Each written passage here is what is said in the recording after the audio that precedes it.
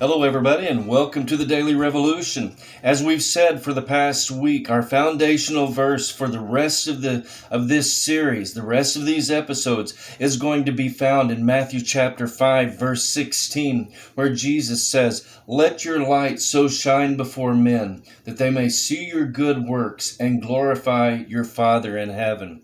You see, as kingdom citizens, we have one overarching purpose. Now, there are many things that God has called us to do, but all those things that we do, they fit under this overarching purpose, which is that people would see the light of Jesus Christ in us and that they would glorify God. In other words, that even the most mundane things or the most spectacular things that we do are going to be done in such a way that the light of Jesus Christ shines out and it causes people to want to know God. And it causes people to glorify God whenever they experience the same salvation that we do. Now we come to Matthew chapter 6, verses 1 through 13. And in this passage, Jesus mentions three good things that all Christians should do. One is good works. The other is prayer. And another is fasting. Now, whenever he talks about good works, he has something negative to say to different ones in his community. He says, don't do your good works in such a way so that people are clanging cymbals and tooting horns so that they can see how holy you are. He says, if you're looking for man's approval, then that's your reward.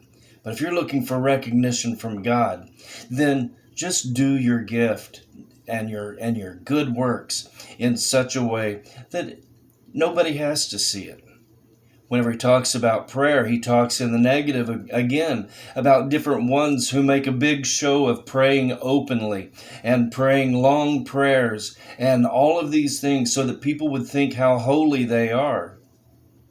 But he says, if you want to be recognized by men, then do that.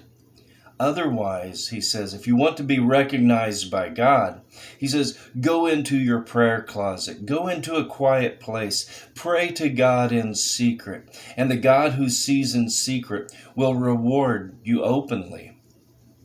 Then he comes down to fasting.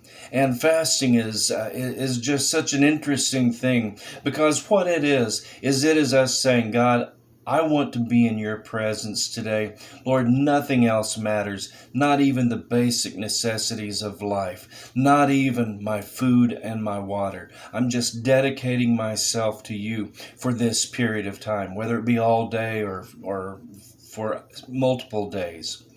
He said, but the negative thing about that is if you go around looking like you're hungry and telling everybody, oh, I'm fasting today, and they say, oh, you're really one of those authentic, holy people, aren't you? Then you have your reward. But he says, your Father who sees in secret, he will reward you openly. Now, at the end of Jesus' prayer, whenever he teaches his disciples how to pray, he says this one thing. He says, yours is the kingdom, yours is the power, and yours is the glory forever. He's talking about God there.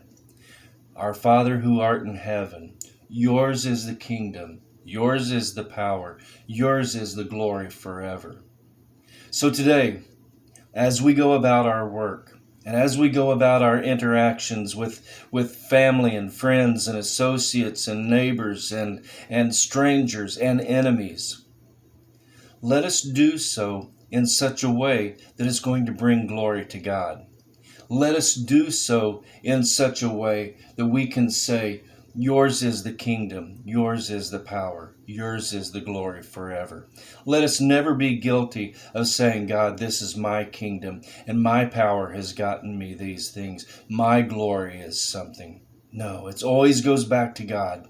God, yours is the kingdom, the power, and the glory. Let your light so shine in such a way that men would see your good works and glorify your Father in heaven. That's all for today. God bless you. Grace and peace. We'll see you tomorrow.